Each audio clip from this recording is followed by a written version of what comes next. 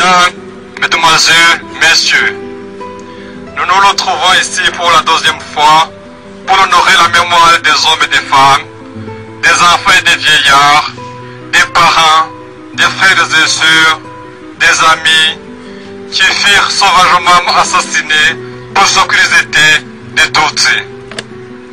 Pour certains, 1994 paraît lointain, mais pour nous les survivants et proches de victimes, c'est comme si c'était hier.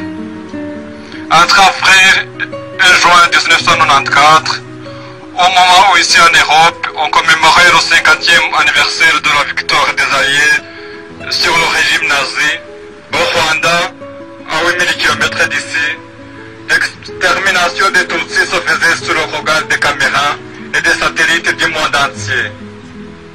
Le plus jamais s'est prononcé 50 ans plus tôt, après le génocide des Juifs, est resté dans les théories. Le sens de notre marche silencieuse que nous venons d'effectuer est double. D'une part, il s'agit de perpétuer la mémoire des nôtres, 10 millions de victimes innocentes du dernier génocide du XXe siècle, en rappelant à l'humanité entière qu'une partie de sa population a été décimée. D'autre part, notre marche symbolise notre appel pour que la justice soit rendue.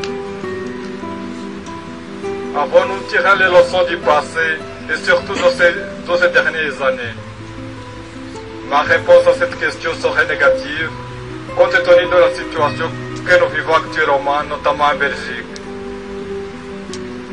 Mesdames, Mesdemoiselles, Messieurs, cette 12e commémoration du génocide des Tutsis se déroule dans un contexte particulier où nous assistons à l'exacerbation des manifestations de ce que Pierre Vidal-Naquet appelait les assassins de la mémoire. Ces derniers cherchent à se réhabiliter en s'appropriant des thèses révisionnistes publiées par des auteurs aux intentions inavouées et profitent de l'absence d'un cadre légal déprimant de tels comportements.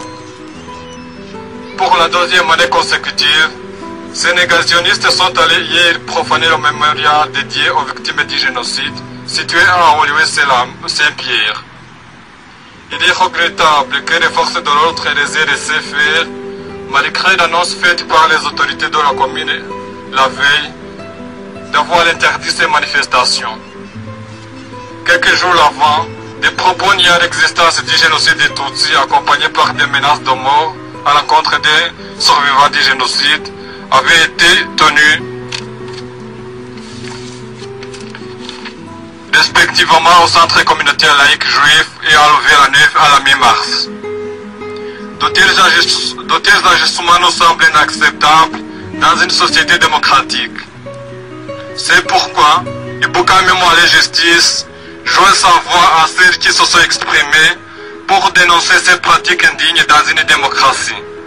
Mesdames, Messieurs, au nom de l'association Ibuka Mémoire et Justice qui a organisé cette marche du souvenir, je voudrais vous réitérer nos remerciements pour avoir répondu présent à notre invitation aujourd'hui.